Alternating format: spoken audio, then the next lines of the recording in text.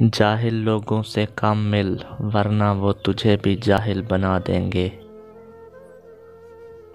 حکیم لقمان نے کہا، میں نے زندگی میں 300 سال مختلف دواؤں سے لوگوں کا علاج کیا، مگر اس طویل تجربے کے بعد میں نے سیکھا کہ انسان کے لیے سب سے بہترین دوا محبت اور عزت ہے۔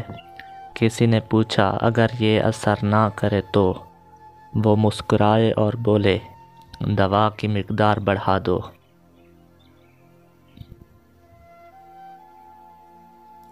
لقمان حکیم سے پوچھا گیا کہ کیا کوئی چیز یا لمحہ موت سے بھی زیادہ تکلیف دہ ہوتا ہے؟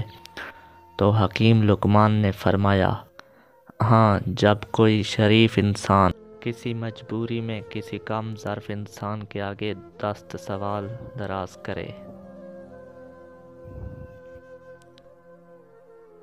لقمان حکیم نے اپنے بیٹے کو نصیحت کی، بیٹا، 4 جگہوں پر 4 چیزوں کو کنٹرول میں رکھنا: محفل میں زبان کو، دسترخوان پر پیٹ کو، پرائے گھر میں آنکھ کو، نماز میں دل کو۔